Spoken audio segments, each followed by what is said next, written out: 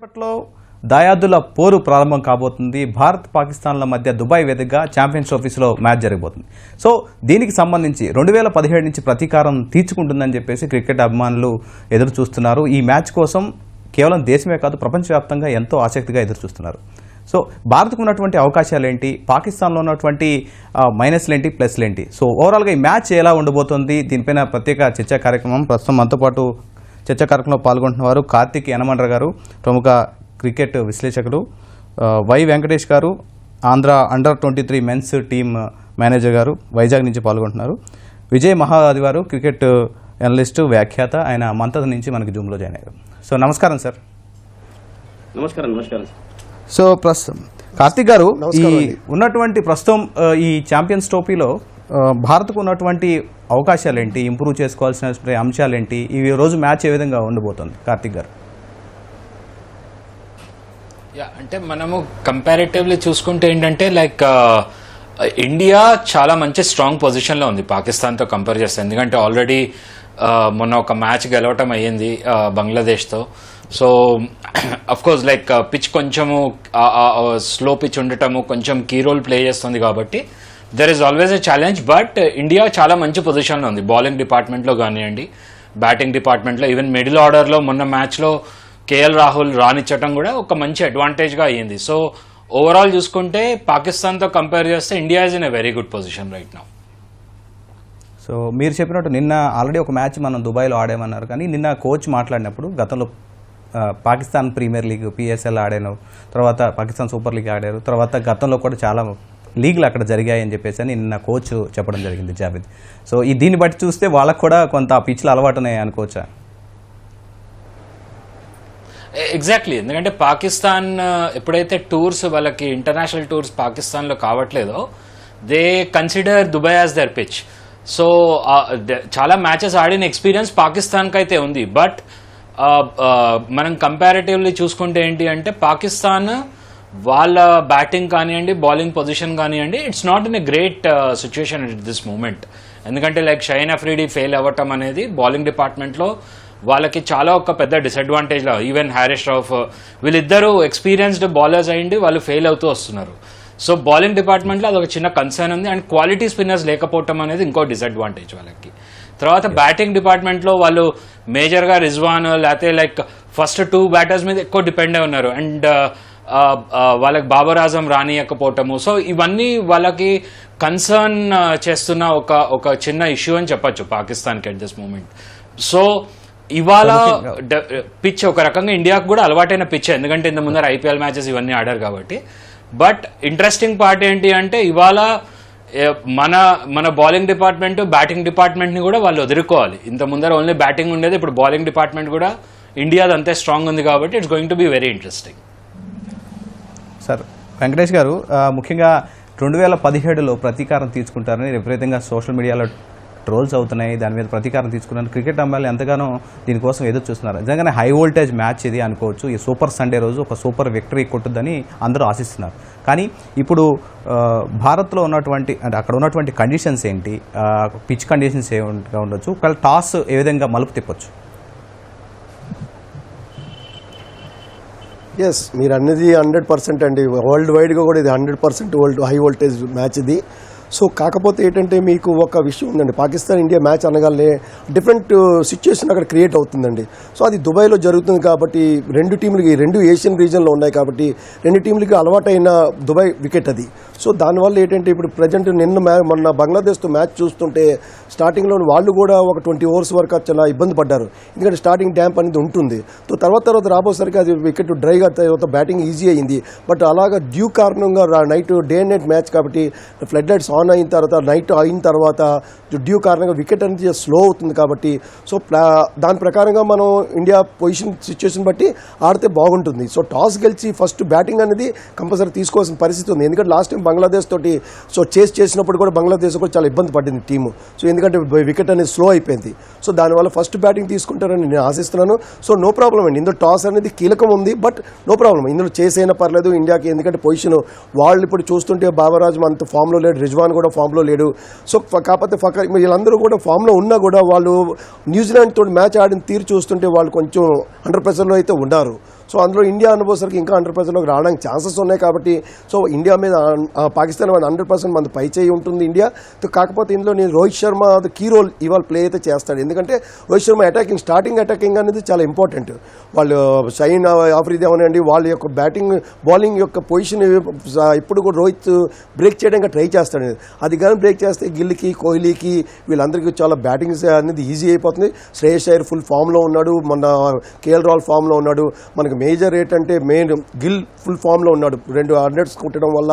So దానివల్ల అయితే ఈ అడ్వాంటేజ్ అవుతుంది. బ్యాటింగ్ లైనప్ అయితే మనది 1 to 8 వరకు బ్యాటింగ్ లైనప్ ఉంది.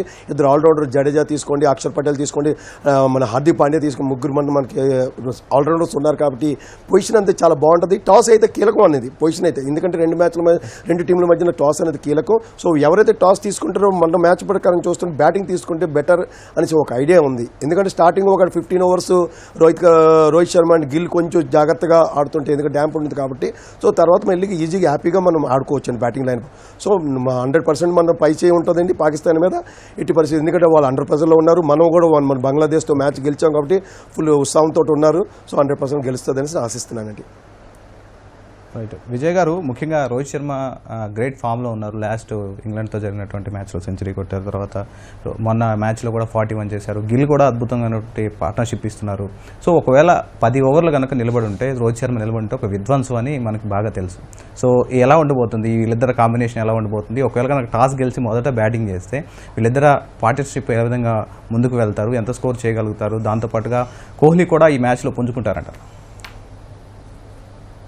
అబ్సల్యూట్లీ. ఫస్ట్ కోహ్లీ గురించి మాట్లాడదాం. మీరు అన్నట్టుగా Kohli is a very very positive approach తో ఉన్నాడు. ఎందుకంటే అతను మాట్లాడిన తీరు కనుక చూస్తే కనుక ఏవైతే చిన్న చిన్న మిస్టేక్స్ ఏవైతే జరిగినాయో, ఎందుకంటే లాస్ట్ మ్యాచ్ లో మనం చూసాం, ఆ బాల్ ఫ్రంట్ ఫుట్ వెళ్లి ఆడే సమయంలో అది టర్న్ కావడం, ఆ టర్న్ అయిన టైంలో బ్యాట్ పర్ఫెక్ట్ గా దాన్ని రీడ్ చేయలేకపోవడం, అది బీట్ అయిన తర్వాత ఈ బ్యాక్ ఫుట్ వెళ్తే బాగుంటుందని బ్యాక్ ఫుట్ వెళ్ళి అక్కడ ఫిల్డర్ ఉన్నాడన్న క్యాలిక్యులేషన్ అనేది కొంచెం అది ఫ్రాక్షన్ ఆఫ్ సెకండ్స్ లో మిస్ అయింది.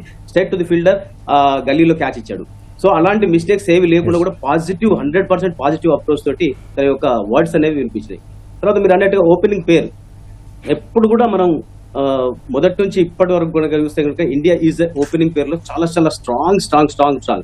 బట్ అఫ్ కోర్స్ మనకు ఎర్లీ 2000 లో కొంచెం స్ట్రగ్లింగ్ అనేది కనిపించిన తర్వాత మళ్ళీ వీరేంద్ర సెహ్వాగ్, సచిన్ టెండూల్కర్, తర్వాత గంగూలీ వీళ్ళంతా కూడా మంచి ఓపెనింగ్ పేర్స్ గా వచ్చారు. మళ్ళీ మధ్యన 2008 లో కూడా మళ్ళీ చాలా చాలా స్ట్రగ్లింగ్ అయింది. కానీ ఇప్పుడు పర్టికులర్ గా ఉన్న సిచ్యువేషన్ లో మాత్రం ఈ వరల్డ్ లో ది బెస్ట్ పేర్ అంటే ఓపెనింగ్ పేర్ ఇండియాదే అని చెప్పుకోవాలి.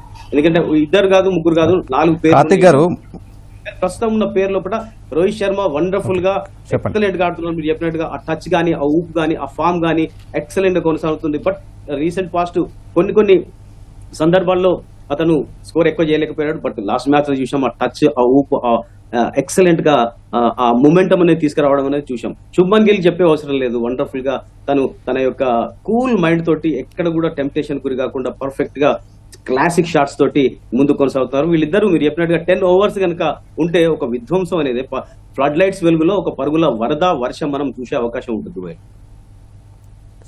కార్తిక్ గారు, నిన్న Aqibul Javed coach, Pakistan head coach, తను ప్రెస్ మీట్లో కూడా ఇండియా ఆడటం చాలా ప్రత్యేకంగా ఉంది, మేము కూడా ఒక ప్రత్యేకంగా ఏదో ఒకటి తీసుకొస్తామన్నట్టు ఒక చిన్న కామెంట్ చేశారు. సో దాన్ని ఏ విధంగా చూడొచ్చు?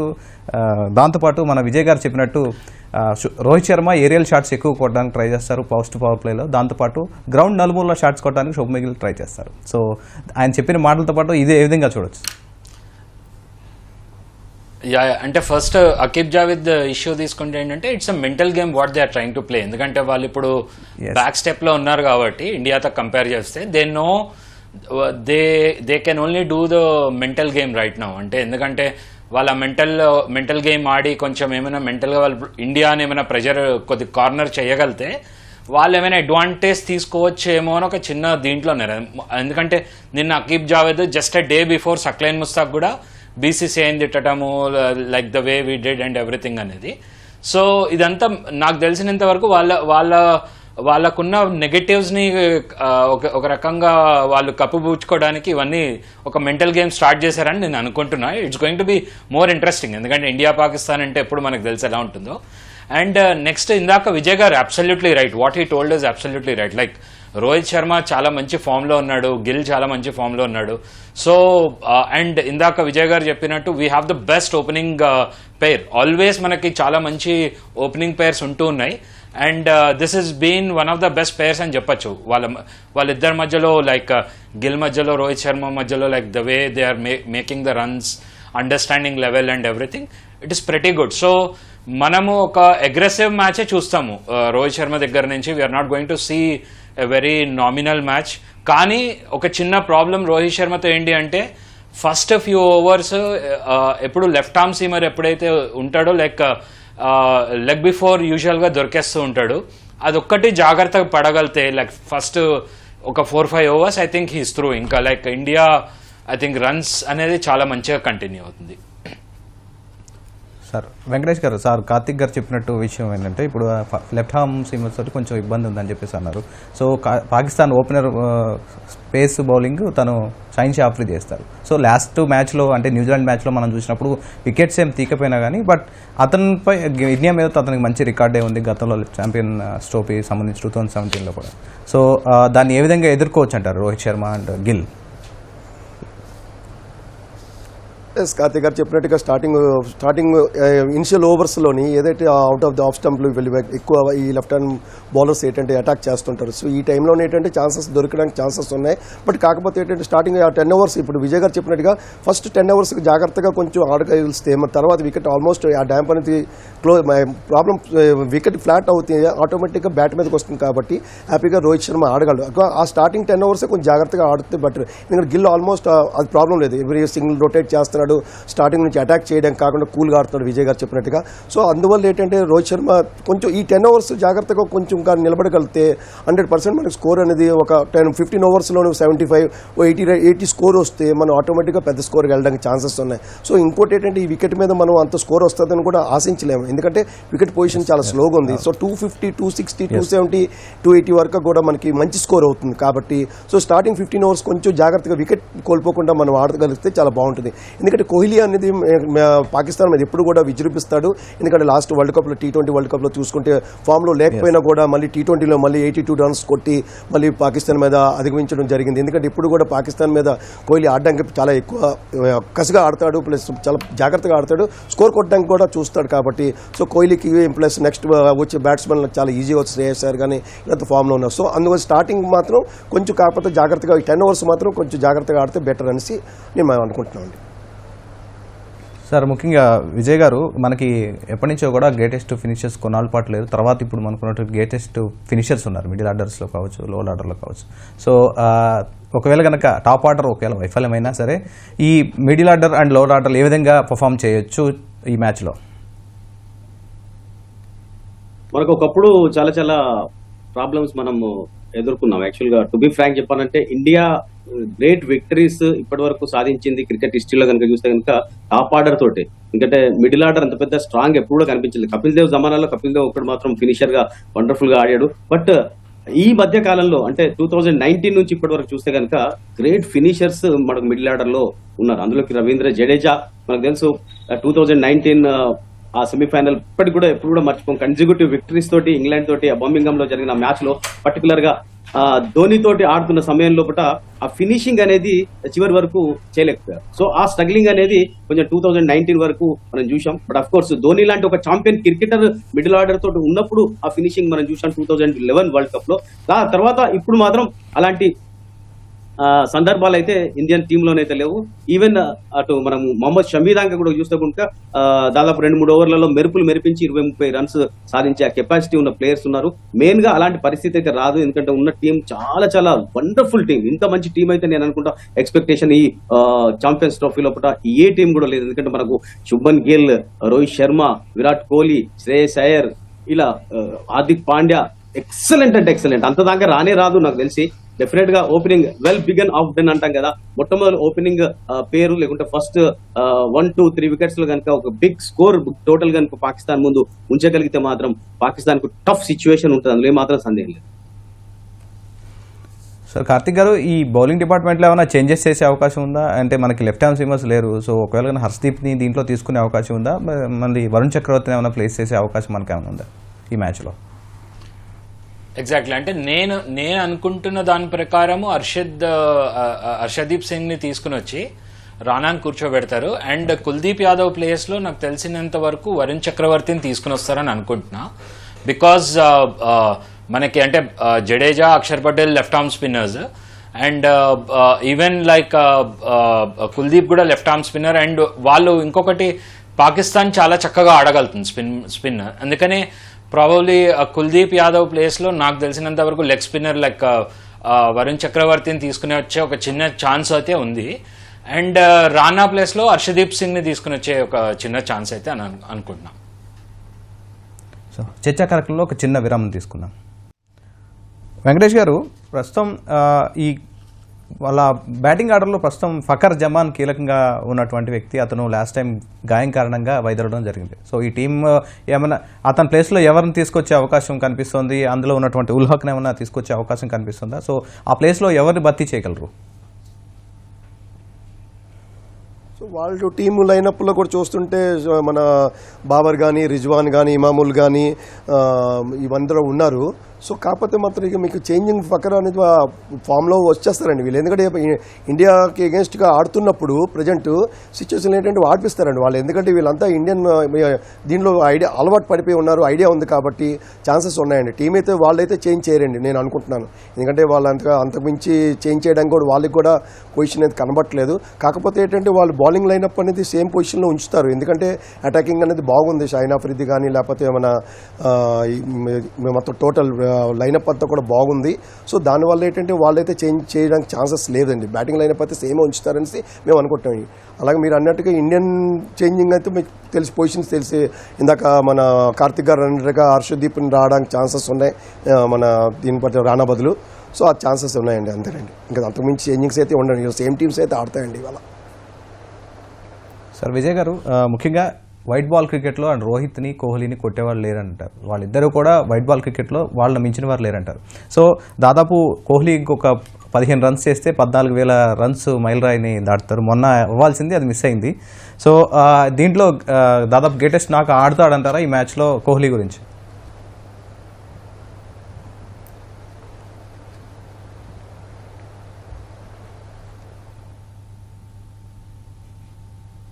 విజయ్ గారు,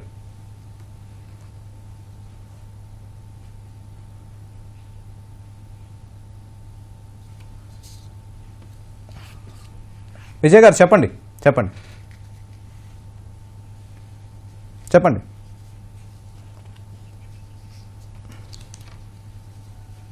వినిపిస్తుంది, చెప్పండి. వెరీ ఇంట్రెస్టింగ్ గా మీరు చెప్పినట్టుగా విరాట్ కోహ్లీ విషయం మనం చర్చిస్తే, Virat Kohli just recent past T20 world cup లో మనం చూసాం. స్టార్టింగ్ మ్యాచెస్ లో ఏ మ్యాచ్ లో కూడా సరిగ్గా ఆడలేదు. కానీ అనూహ్యంగా లాస్ట్ ఫైనల్ మ్యాచ్ లో ఎంత అద్భుతంగా ఆడాడు.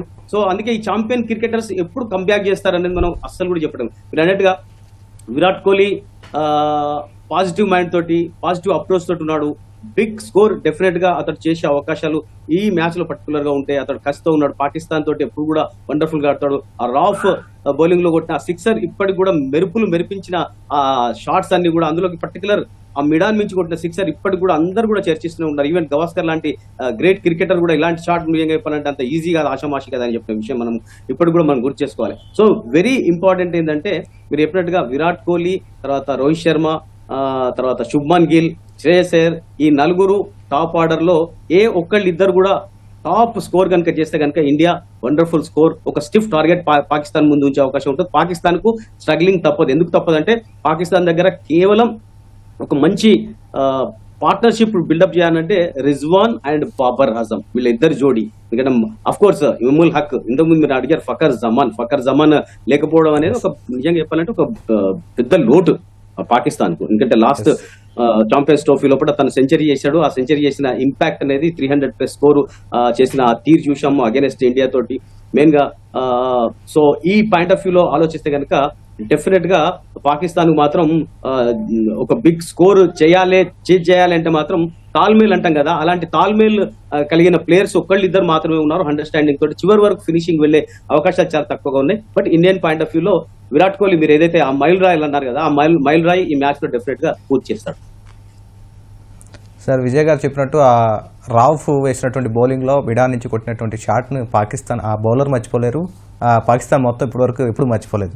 సో ముఖ్యంగా సార్ నిన్న కార్తీక్ గారు చెప్పండి, నిన్న ప్రెస్ మీట్లో గిల్ మాట్లాడినప్పుడు కూడా 300 ఒకవేళ మేము ఫస్ట్ బ్యాటింగ్ దిగితే 300 నుంచి 350 రన్స్ మేము ఈజీగా చేయగలనని ధీమా వ్యక్తం చేశారు. సో దాని తగ్గట్టే మన టీం ఉన్నట్టుగా కనిపిస్తుంది, ఒక టాప్ ఆర్డర్ కావచ్చు, మిడిల్ ఆర్డర్ కావచ్చు.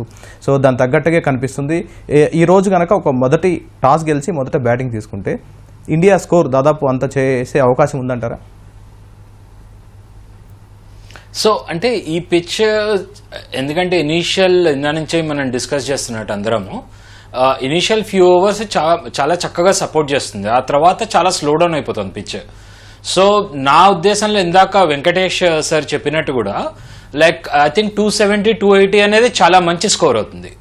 270, 280 అనేది చాలా మంచి స్కోర్. ఈ స్కోర్ని మనం డిఫెండ్ చేయగలిగితే డెఫినెట్లీ డిఫెండ్ చేయొచ్చు. బట్ నా ఉద్దేశంలో 300, 350 is a little ambitious score, but it can be achieved మనకున్న లైనప్, బ్యాటింగ్ లైనప్ అదంతా చూసుకుంటే. బట్ ఏంటి అంటే 270, 280 అనేది చాలా కాంపిటేటివ్ స్కోర్. ఎందుకంటే ఎవరైతే సెకండ్ బ్యాటింగ్ చేస్తారో వాళ్ళు డెఫినెట్లీ ఇబ్బంది పడతారు. మన దగ్గర ఉన్న బౌలింగ్ లైనప్ చూసుకుంటే లైక్ స్పిన్నర్స్ కానివ్వండి, లేకపోతే పేస్ బౌలింగ్, ఈవెన్ మిడిల్ ఆర్డర్లో హార్దిక్ పాండే స్లో మీడియం వేయటము.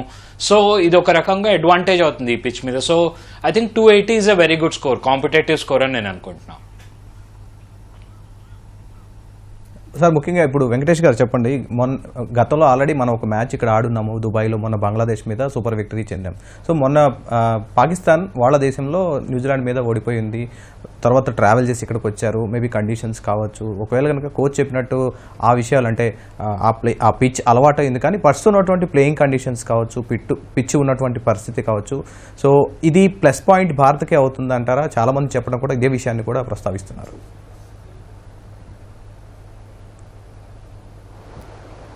నేను అలాగ అనుకోవట్లేదండి. ఎందుకంటే పాకిస్తాన్ ఎప్పుడు కూడా దుబాయ్లోని మొత్తం షార్జాలోని మొత్తం ఈ కంట్రీస్లోని అలా కంటిన్యూగా మ్యాచ్లు ఆడుతూనే ఉంటుందండి. ఏదో ప్రీమియర్ లీగ్లో లేకపోతే వాళ్ళకైతే ఆ ప్రాబ్లం, ఆ చేంజింగ్స్ అయితే కనబడదండి. ఎందుకంటే ఏషియన్ రీజియన్లో ఉన్నాయి కాబట్టి. సో పాకిస్తాన్కి ఆ డిఫరెన్స్ అయితే కనబడదండి. కాకపోతే ఏంటంటే మీరు అన్నట్టుగా ఒక అడ్వాంటేజ్ ఇండియాకు ఉందండి. ఎందుకంటే ఆల్రెడీ బంగ్లాదేశ్ తోటి అక్కడ వికెట్ మీద ఆడున్నది, ఆ గ్రౌండ్లో అట్మాస్ఫియర్, ఆ పొజిషన్తో ఆడున్నది కాబట్టి ఇండియాకి అడ్వాంటేజ్ ఛాన్సెస్ ఉన్నాయి. అలాగే పాకిస్తాన్కి డిసడ్వాంటేజ్ అన్నో, బట్ కాకపోతే కొంచెం మీ ఛాన్సెస్ చేంజింగ్ ఉంది కాబట్టి వాళ్ళు వికెట్కి అలవాటు పడడం, ఆ అట్మాస్ఫియర్కి అలవాటు పడడం కొంచెం డిఫరెన్స్ రావచ్చు. సో దీంట్లో ఇండియాకి అయితే అడ్వాంటేజ్ 100% ఉంటుందండి. కాకపోతే ఇక్కడ డిఫరెన్స్ ఏంటంటే అక్కడ వాళ్ళు పాకిస్తాన్లోనే న్యూజిలాండ్ మీద ఓడిపోయి రావడం, ఆ డిఫరెన్స్, ఆ డిసప్పాయింట్మెంట్ ఉండడం. ఇప్పుడు ఏంటంటే ప్రజెంట్ మ్యాచ్ మనం 100% గెలకపోతే టోర్నమెంట్ నుంచి బయటికి వెళ్ళిపోతాం అని ఒక అండర్ ప్రెషర్ తోటి అయితే ఉండడం అయితే ఖాయమండి. సో ఈ అడ్వాంటేజ్ అనేది ఇండియా తీసుకుంటుందని నేనైతే భావిస్తున్నాను. ఎందుకంటే అలాగా బంగ్లాదేశ్ మీద కూడా మనం గెలిచాం కాబట్టి మ్యాచ్, ఈ పాకిస్తాన్తో మ్యాచెస్ త్రూ అయిపోతే మనం ఆల్మోస్ట్ త్రూ అయిపోవచ్చు కాబట్టి మనకు మ్యాక్సిమం ఛాన్సెస్ ఉన్నాయి కాబట్టి ఇండియాకి ఎక్కువ అడ్వాంటేజ్ ఉన్నది. సో దానివల్ల ఆ డిఫరెన్స్ పాకిస్తాన్కి మీరు అన్నట్టు పాకిస్తాన్ అయితే కొంచెం చిన్న అండర్ ప్రెషర్లో ఉండడానికి ఛాన్సెస్ ఉన్నాయండి. సో ఇండియాకి అడ్వాంటేజ్ అయితే కంపల్సరీగా ఉందండి. సో విజయ్ గారు, గతంలో ఛాంపియన్స్ ట్రోఫీ గతంలో ఆడినప్పుడు 2017లో ఆడినప్పుడు మనకి వారు భారీ విజయం సాధించారు 180 రన్స్ తేడాతోటి. సో అప్పుడు ఉన్నటువంటి ప్లేయర్లే ఇప్పుడు అదే టీంలో దాదాపు కనిపిస్తున్నారు, మన వాళ్ళు కూడా ఉన్నారు. సో అప్పుడు స్టార్టింగ్ కొత్త ప్లేయర్స్ ఆ పాకిస్తాన్లో వాళ్ళు వచ్చి ఉన్నారు. సో అప్పుడే అంత బాగా పర్ఫామ్ చేశారు, ఇంత ఎక్స్పీరియన్స్ వచ్చింది. కానీ ఎప్పటివరకు కూడా టీంకి ఎందుకు కన్సిస్టెన్సీ లేదంటారు? అంటే అది ఎక్కడ వైఫల్యం ఉంది? చాలా చాలా ఇంట్రెస్టింగ్. పాకిస్తాన్ పాయింట్ ఆఫ్ వ్యూలో ఇది చాలా డిసప్పాయింట్మెంట్. ఎందుకంటే గ్రేట్ ప్లేయర్స్ ఉన్నారు, ఇప్పుడు కూడా మంచి మంచి బౌలర్స్ ప్రొడ్యూస్ అవుతున్నారు, మంచి బ్యాటర్స్ కూడా ప్రొడ్యూస్ అవుతున్నారు పాకిస్తాన్ లో. కానీ ఆ అవగాహన లోపం అనేది, బికాస్ అది మెయిన్ చెప్పాలంటే బాబర్ ఆజం క్యాప్టెన్సీ అనేది పర్ఫెక్ట్ గా లేకపోవడం. ఎందుకంటే తను స్వయంగా తప్పుకున్నాడు అంటే దానికి కారణం అదే. అతడు ఎందుకంటే ఒక గ్రేట్ ప్లేయర్, ఒక గ్రేట్ బ్యాట్స్మెన్, ఒక గ్రేట్ క్యాప్టెన్ కావాలని ఇక్కడ కూడా రూల్ లేదు. Even Sachin Tendulkar point of వ్యూలో కూడా ఆలోచిస్తే సచిన్ టెండూల్కర్ చాలా సందర్భాల్లో క్యాప్టెన్ క్యాప్టెన్ క్యాప్టెన్ అంటే అతడు బలవంతంగానే క్యాప్టెన్సీ తీసుకున్నాడు. కానీ ఆ తర్వాత మళ్ళా తను స్వయంగా వైదొలు కూడా మనం చూసాం. అంటే ఒక కెప్టెన్ గా ఉండి 100% జస్టిస్ చేయగలిగే వాళ్ళు అందరు ఉంటారా అంటే గ్రేట్ ప్లేయర్స్ లో చాలా కొద్ది మందికి క్వాలిటీస్ ఉంటాయి. అందులోకి Babar Azam as a captain గా తను టీమును సమన్వయంగా పర్ఫెక్ట్ గా నడిపించలేకపోయాడు. అదే బిగ్ బ్యాక్ డ్రాప్ అది పాకిస్తాన్ కు. అదర్వైజ్ పాకిస్తాన్ లో కనుక ఒక మంచి అండర్స్టాండింగ్, మంచి మైండ్ సెటప్ తోటి, మంచి సైకాలజీ తోటి కనుక ఒక మంచి క్యాప్టెన్ కనుక ముందుకు తీసుకువెళ్ళి ఉంటే పాకిస్తాన్ ఇంకా వండర్ఫుల్ టీమ్ గా, మంచి ఎక్స్పీరియన్స్డ్ గా గెయిన్ చేసి ఉండేది. మీరు చెప్పినట్టుగా అప్పుడున్న టీంలో ఇప్పుడున్న టీంలో ఆల్మోస్ట్ ఆల్ ప్లేయర్స్ ఉన్నారు. బట్ ఒక ఫైనల్ మ్యాచ్ లో ఇప్పటికీ మనం గుర్తు చేసుకుంటే కనుక పర్టికులర్ గా పాకిస్తాన్ షహన్షా అఫ్రీది అని అంటాం కదా, షహన్షా అఫ్రీది ఫైనల్ మ్యాచ్ లో పాకిస్తాన్ లో ఆడలేదు ఇండియా తోటి. అది ఇప్పటికి నాకు గుర్తు, ఎందుకంటే హసన్ అలీ తర్వాత మహమ్మద్ అమీర్ వీళ్ళు మూడు Yes, వికెట్లు హసన్ అలీ. తీసుకుంటే షాదబ్ ఖాన్ 2 వికెట్లు తీసుకున్నాడు. ఆ పర్టికులర్ మ్యాచ్ లో ఎస్ అక్కడ షహన్షా అఫ్రీది ఆడకుండా కూడా ఆ లోటు ఎక్కడ కూడా కనిపించకుండా వండర్ఫుల్ గా విక్టరీ సాధించారు. అది 180 బిగ్ మార్జిన్ తోటి, అంత పెద్ద బిగ్ మార్జిన్ తోటి పాకిస్తాన్ ఇప్పటి వరకు కూడా ఎలాంటి ఒక బిగ్ ఈవెంట్ లో కూడా ఇండియా తోటి సాధించిన దాఖలాలు లేవు. కాబట్టి ఇండియాకు అది మైండ్ లో డెఫినెట్ గా, ఈవెన్ పర్టికులర్ గా చిన్న చిన్న పిల్లవాళ్ళు గ్రౌండ్ లో ఆడే పిల్లవాళ్ళు కూడా అది కొంచెం రివెంజ్ అనేది తీసుకోవాలని ప్రతి ఒక్కళ్ళు కూడా ఉవ్విల్లూరుతున్నారు. ఆ టైం వచ్చింది. దాన్ని మరి దుబాయ్ లోపల ఎలా అడ్వాంటేజ్ తీసుకొని ఇండియా ఆ కసితోటి ఎలా దాన్ని మలుచుకుంటుందో అనేది మనం అందరం కూడా ఎదురు చూస్తున్నాం. డెఫినెట్ గా India will have a wonderful chance. So Karthik గారు, ఇప్పుడు ముఖ్యంగా ఈ నిన్న గిల్ ప్రెస్ మీట్లో కూడా ప్రస్తావించడం జరిగింది, బుమ్రా లేని లోపం ఏ విధంగా ఉంది టీం పైన అన్నప్పుడు, మా దగ్గర అన్ఫార్చునేట్లీ తను దూరం అయ్యాడు, కానీ అతని స్థానంలో వచ్చినటువంటి బౌలర్స్ కూడా చాలా మంచి బౌలింగ్ చేస్తున్నారు, హర్షిత్ రాణా కావచ్చు, తర్వాత బాగా బౌలింగ్ చేస్తున్నారు తీసుకున్నారని చెప్పేసి అన్నారు. సో మొన్నటువంటి మ్యాచ్లో అతను కూడా మంచిగా పర్ఫామ్ చేశారు, 3 వికెట్స్ తీశాడు. సో ఈ మ్యాచ్లో అతన్ని రీప్లేస్ చేయడం అవసరం అంటారు, లెఫ్ట్ హ్యాండ్ సీమర్ అవసరం కదా భారత్కి? యా తప్పకుండా. అంటే ఒక రకంగా ఏంటి అంటే లెఫ్ట్ ఆర్మ్ సీమర్ ఉండటం ఒక రకంగా అడ్వాంటేజ్ ఉంటుంది లైక్ బౌలింగ్ డిపార్ట్మెంట్లో. సో హర్షిత్ రాణా తనకిచ్చిన రెస్పాన్సిబిలిటీ, అంటే ఇంత ముందర మనము ఈవెన్ మనం ఆస్ట్రేలియన్ టూర్లో చూసినా సరే, లేకపోతే ఈవెన్ ఇంగ్లాండ్తో కూడా తనకిచ్చిన రెస్పాన్సిబిలిటీ చాలా చక్కగా తను నెరవేర్చుకుంటూ వచ్చాడు. ఎక్కడ తను డిసప్పాయింట్ చేయలేదు ఎవరిని. ఈవెన్ చాలా తక్కువ వికెట్స్ తీసుకుంటున్నా తను రన్స్ సేవ్ చేసుకుంటూ రావటము, కీ పాయింట్లో ఇంపార్టెంట్ వికెట్స్ తీసుకోవటము, he's doing his job very well.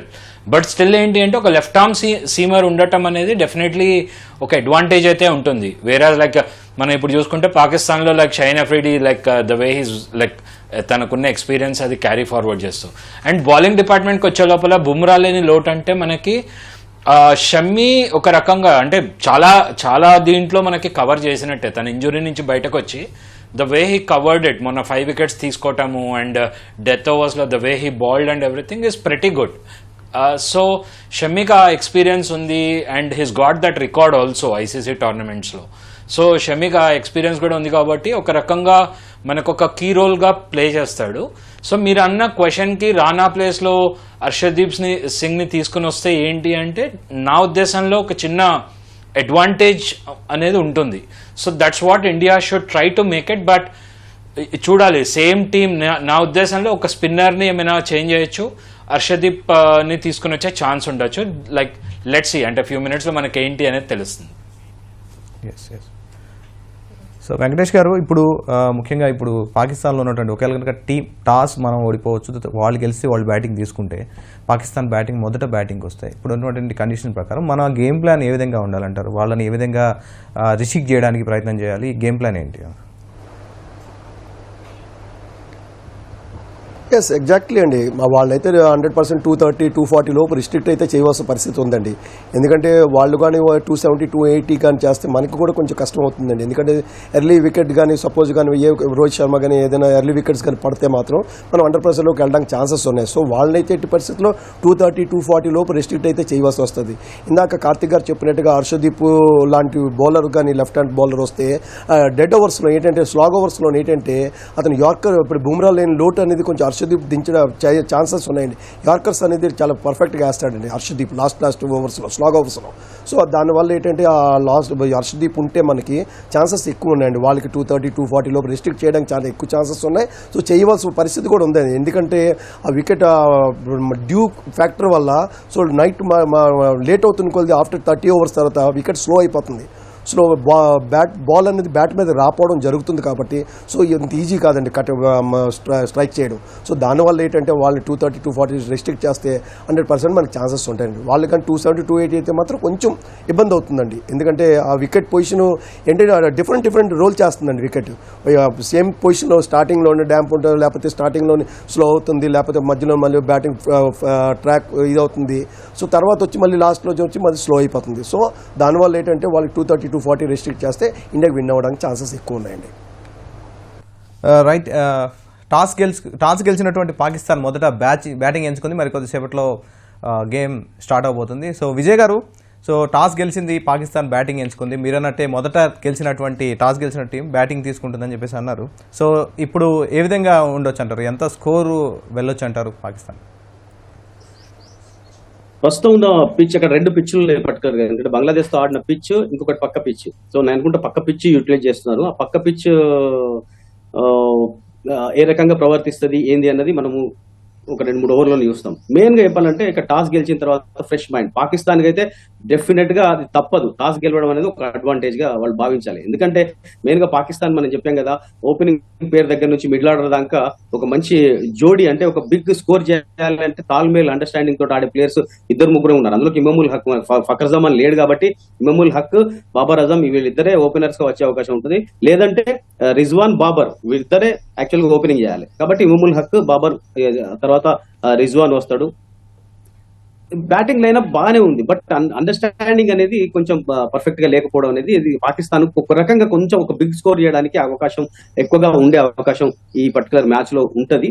But second time batting చేసేటప్పుడు కూడా ఇక్కడ పిచ్ కండిషన్స్, ఇవాళ ఉన్న పిచ్ రిపోర్ట్, తర్వాత విండీ కండిషన్స్, ఇవన్నీ ఫోర్కాస్ట్ కనుక చూస్తే కనుక లాస్ట్ టైం లెక్క స్లోవర్ ఉండకపోవచ్చు అని చెప్తున్నారు సెకండ్ టైం బ్యాటింగ్ చేసేటప్పుడు. ఎందుకంటే ఫర్ ఎగ్జాంపుల్ చెప్పాలంటే అప్పుడు కొంచెం వర్షం పడే అవకాశం ఉండే, ఒక రోజు కంటే ముందు మాయిశ్చర్ అనేది ఉండే.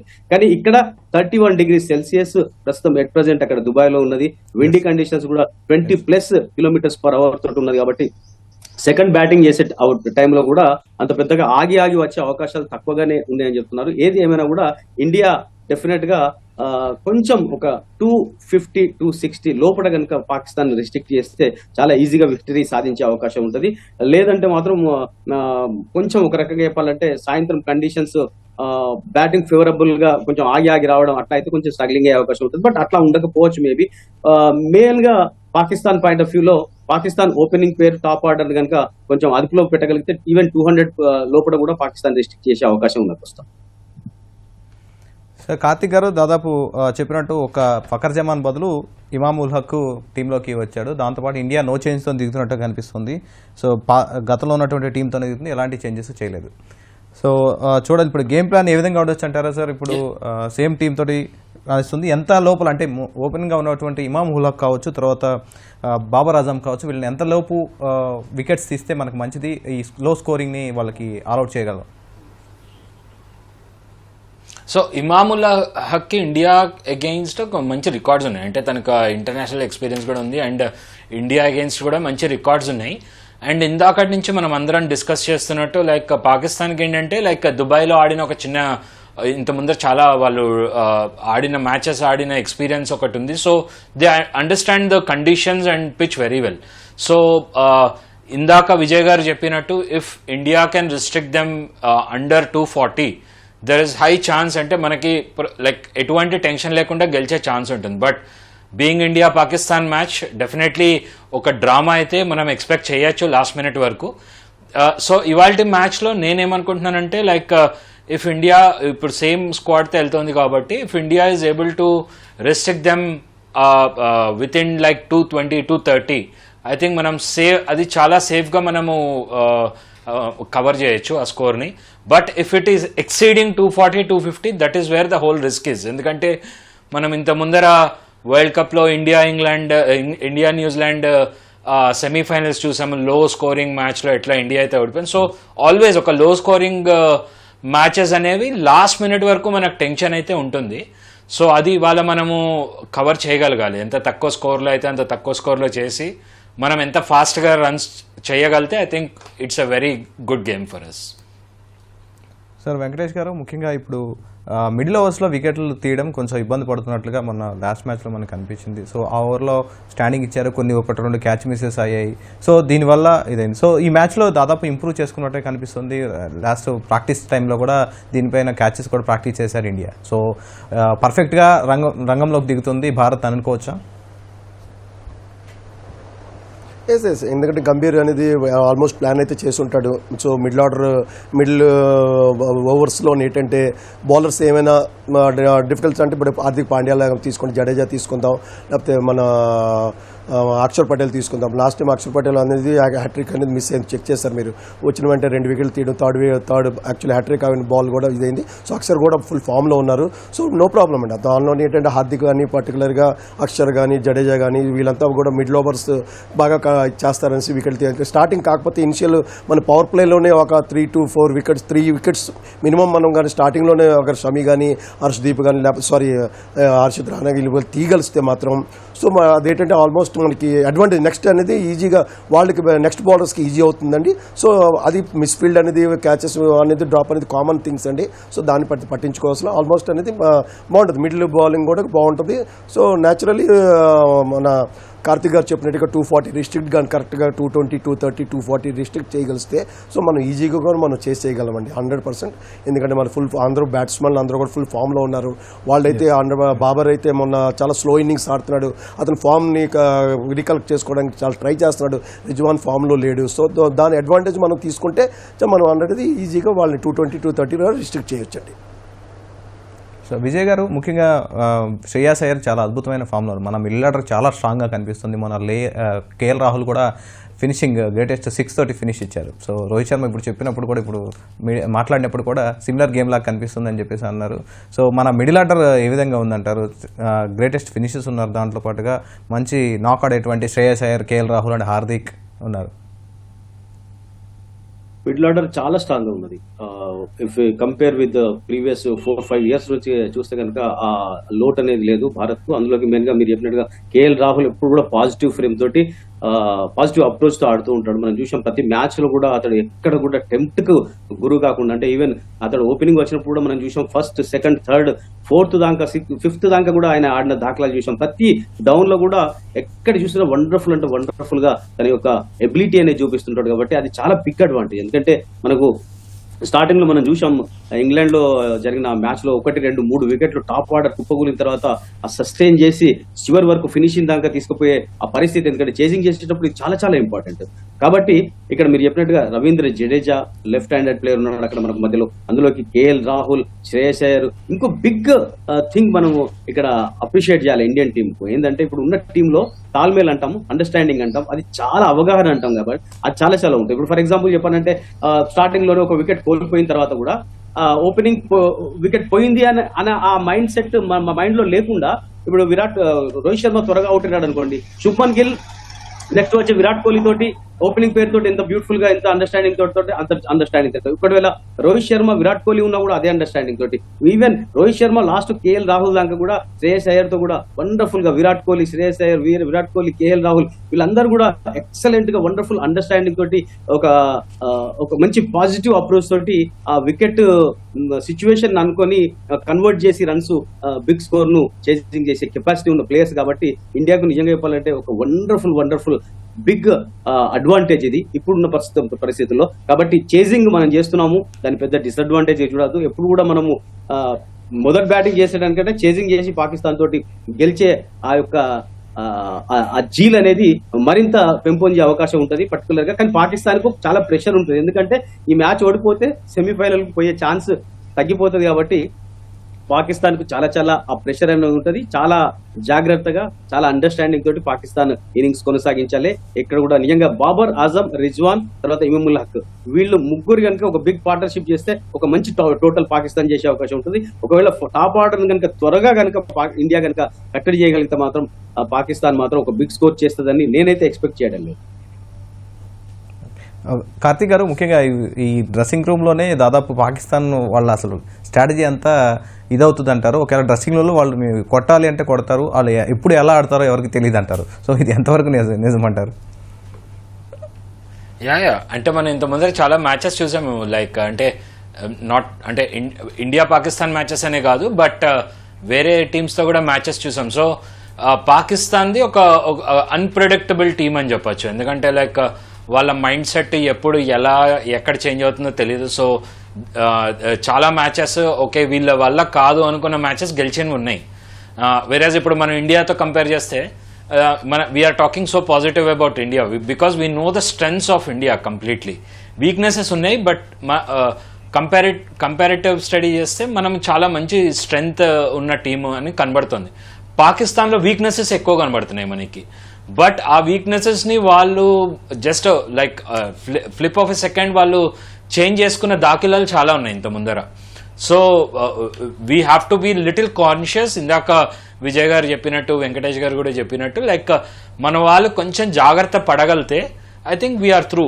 చాలా ఈజీగా అవ్వచ్చు. బట్ ఎందుకంటే being Pakistan, being the team it is from ages and with so much of an history and everything, so there is always a little conflict. ఇంత ముందర మనము వన్ ఆఫ్ ద ఛాంపియన్స్ ట్రోఫీలో కూడా the way they played, starting batting చేసి వాళ్ళు 300+ runs చేసి ఇండియాని ఆ 180 మార్జిన్తో ఓడగొట్టడం అనేది సేమ్ అదే ప్యాటర్న్ ఇప్పుడు మళ్ళీ క్రియేట్ చేయడానికి ట్రై చేస్తున్నారు ఇండియాకి. వెంకటేష్ గారు, ముఖ్యంగా చెప్పండి, ఇందులో ఓవరాల్గా గత కొన్ని రోజుల నుంచి ఇండియా టీంని మనం ఒకసారి గమనిస్తే కనుక వీళ్ళ కోచ్ పాత్ర ఇందులో కీలకంగా కనిపిస్తుంది. గతంలో కొంత అతని మీద భేదాభిప్రాయం ఉన్నా కానీ, సో ఇప్పుడు ఇంగ్లాండ్తో జరిగినటువంటి సిరీస్ తర్వాత దాదాపు ఇవన్నీ మారిపోయిపోయాయి. ప్రస్తుతం ఈ కోచ్ దానిలో ఉన్నటువంటి పాత్ర ఎటువంటిది అంటారు గంభీర్? ఇందులోని హెడ్ కోచ్ పాత్ర ఏమీ లేదండి. అది కాకపోతే స్టార్టింగ్లోనే వచ్చిన తర్వాత జస్ట్ ద్రావిడ్ వెళ్ళిన తర్వాత ఆ ట్రాన్స్లో ఏంటంటే గంభీర్ రావడంతో ఆ అట్మాస్ఫియర్, డ్రెస్సింగ్ రూమ్ అట్మాస్ఫియర్ ఇదంతా అవగాహన చేసుకోవడానికి కొంచెం గంభీర్కి కొంచెం టైం పడుతుందండి. సో ఈ టైంలోనే ఈ సిరీస్లు అయిపోవడం జరిగింది. ఇప్పుడు ప్రజెంట్ పొజిషన్ అయితే గంభీర్ మొత్తం సిచ్యువేషన్ అంతా కూడా హ్యాండిల్ చేయగలిసిన పొజిషన్ తీసుకొచ్చాడండి. సో ఏంటంటే ఇప్పుడు గంభీర్ అనేది కంప్లీట్ కంట్రోల్లోకి వచ్చాడు. ఎందుకంటే టోటల్ రోహిత్ శర్మ తోటి, కోహ్లీ తోటి అందరితో కూడా ఒక అవగాహన వచ్చేసి మొత్తం పొజిషన్ వచ్చేసి గంభీర్ కూడా ఒక ఐడియా వచ్చింది. మొన్న ఇంగ్లాండ్ సిరీస్ తీసుకుందాం, ఒక T20 సిరీస్ తీసుకుందాం. ఏంటంటే ఆ సిరీస్లోని మనం చెప్పుకోవచ్చు. సో చేంజింగ్స్ ఎలా చేయాలి, ఏడ్ చేయాలి అనేది ఒక స్టాండర్డ్ పొజిషన్లో వెళ్తున్నాడు. సో అలాంటిది ఏం డిఫరెన్స్ ఏం లేదండి. సో గంభీర్ అనేది ప్లాన్ అయితే చాలా బాగుంది, మంచి పొజిషన్ ఉంటుంది.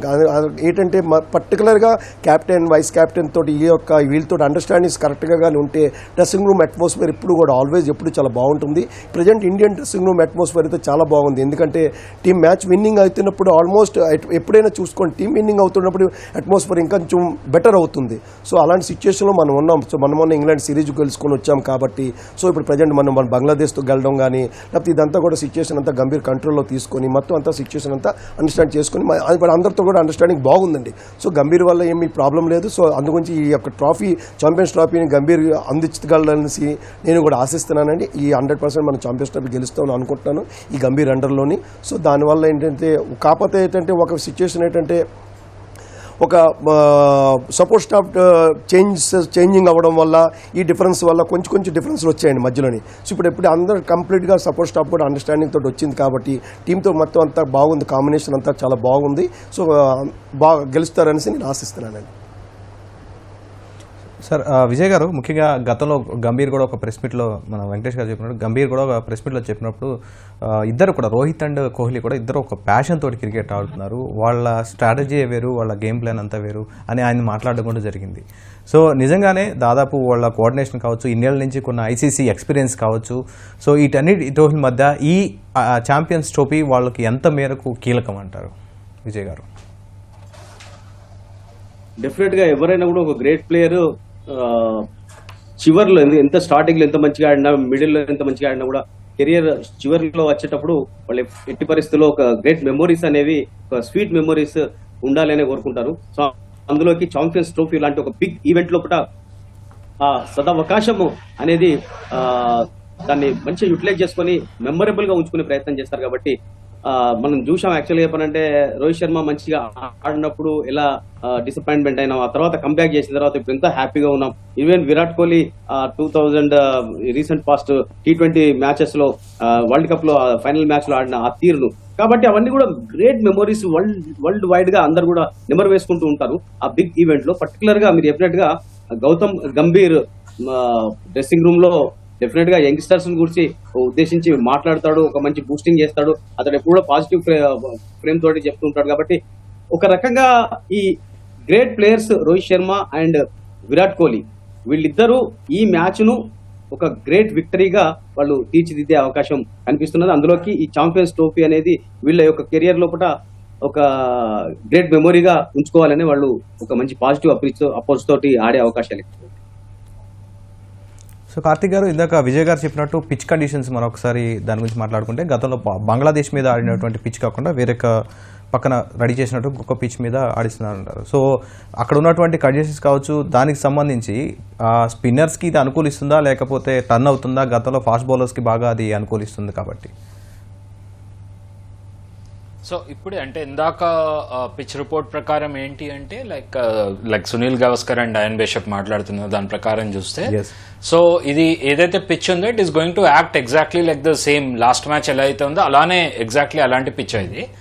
ప్రాబ్లీ న్యూ అంటే దాని పక్కన పిచ్చే తీసుకున్నారు ఇందాక విజయ్ గారు చెప్పినట్టు.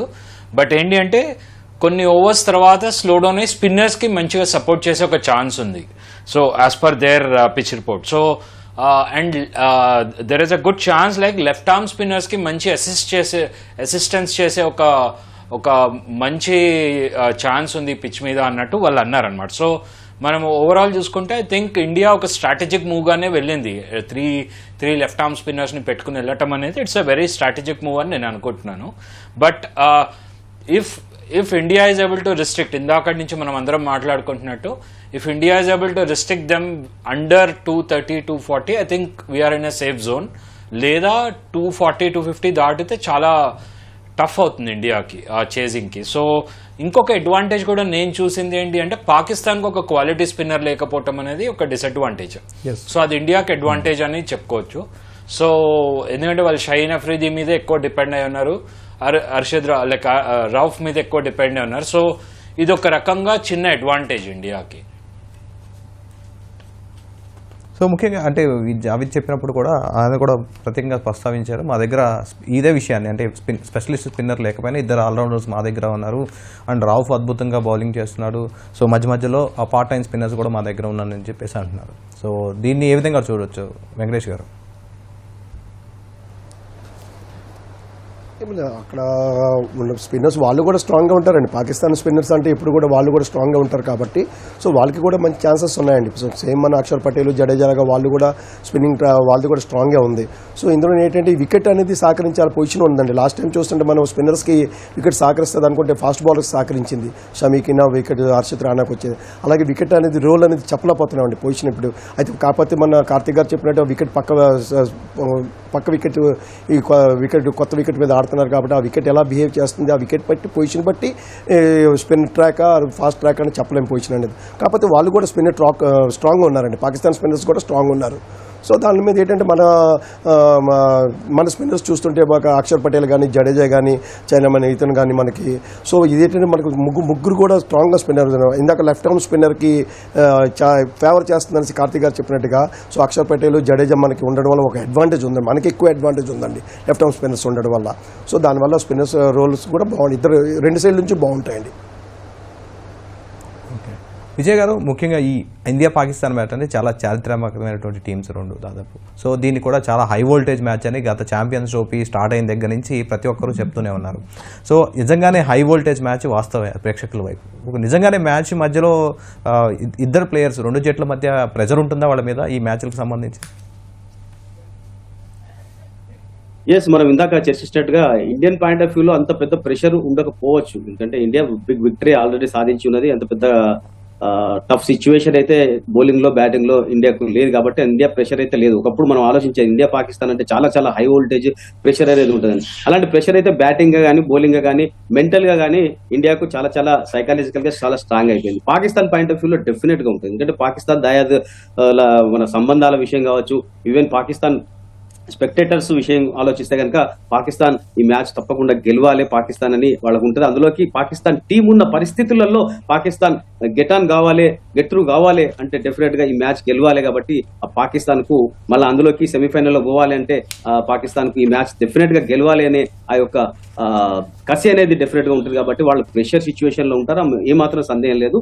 ఒక రకంగా ఇండియా పాకిస్తాన్ ఈ మ్యాచ్ ఎప్పుడు ఎక్కడ జరిగినా కూడా ప్రేక్షకుల పాయింట్ ఆఫ్ వ్యూలో మాత్రం ఆసక్తికరమైన ఆ ఎంజాయబుల్ మూమెంట్. ఎందుకంటే ఎక్కడ చూసినా ఏ గాడ్జెట్ ఓపెన్ చేసినా కూడా India Pakistan match scores, analysation ఇవే కనబడితే కానీ వేరే ఏది కూడా కనబడదు. కాబట్టి ఈ పాయింట్ ఆఫ్ వ్యూలో పాకిస్తాన్ కు మాత్రం నిజంగా చెప్పాలంటే కొంచెం ప్రెషర్ ఎక్కువగా ఉంటుంది.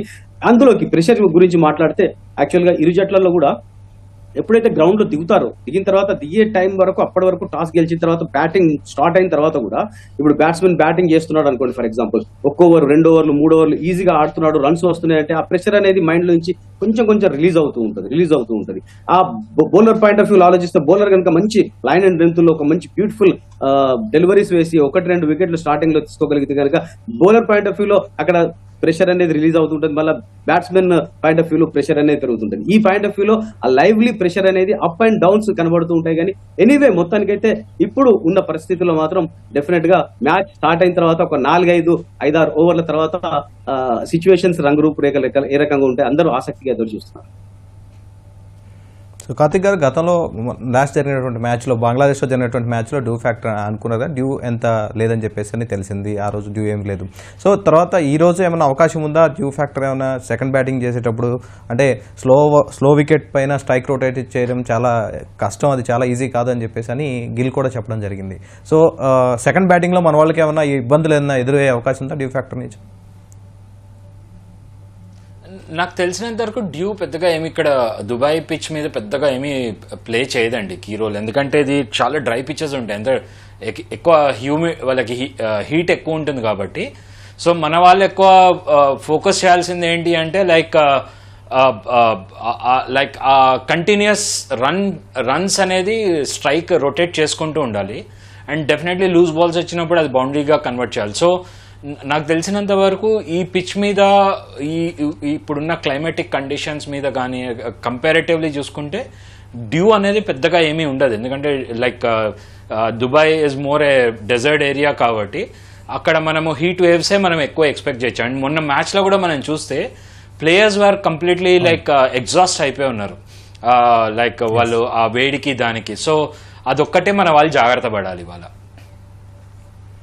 సో మీరు చెప్పినట్టు చూస్తే కనుక ఆల్రెడీ అక్కడ కండిషన్స్ అంతా దాదాపు లాస్ట్ మ్యాచ్ తోటి మన వాళ్ళు భారత టీం అవగాహన కలిగించుకున్నారు, దాదాపు మ్యాచ్ ఆడారు కాబట్టి ఆ కండిషన్స్ అన్నీ అలవాటు పడి ఉన్నారు. సో పాకిస్తాన్కే ట్రావెల్ చేసి ఇక్కడికి వచ్చారు కాబట్టి దాదాపు కొంచెం ఇబ్బంది అయ్యే అవకాశం కనిపిస్తోందని చెప్పొచ్చు. సో వెంకటేష్ గారు, సో ఓవరాల్గా ఇప్పుడు పాకిస్తాన్ బ్యాటింగ్ లైనప్ సంబంధించి గతంలో ఆడినట్టు మనం న్యూజిలాండ్ మ్యాచ్ చూసినప్పుడు వాళ్ళు కొంచెం తడబడినట్టుగా కనిపిస్తుంది. సో ఓవరాల్గా ఈ మ్యాచ్లో ఎలా ఉండబోతుంది? మన సీమర్స్ ఇద్దరు కూడా ఏ విధంగా పర్ఫామ్ చేయబోతారు?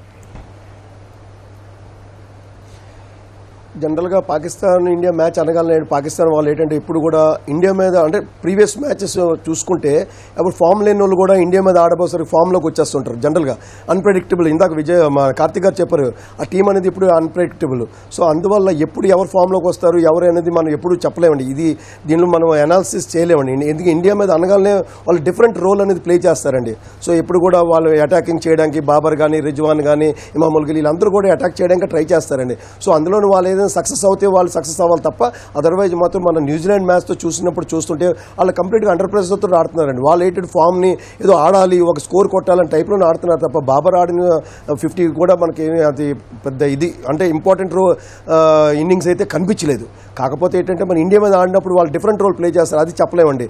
సో అందువల్ల ఏంటంటే మనకి ఛాన్సెస్ అయితే ఎక్కువ మన పై చేయి ఉంటుందనేసి నేను ఆశిస్తున్నాను. ప్లస్ షమీ అండ్ వీళ్ళంతా కూడా ఫుల్ ఫామ్లో ఉన్నారు కాబట్టి సో స్టార్టింగ్లోనే 15 ఇయర్స్ ఫస్ట్ దీనిలోని మాత్రం పవర్ ప్లేలోని 3 వికెట్స్ కానీ వాళ్ళు కానీ పడితే మాత్రం 100%లోకి వెళ్ళిపోతారండి. సో 190 220 లోపే వాళ్ళు అవుట్ అవ్వడానికి ఛాన్సెస్ ఎక్కువ ఉన్నాయండి.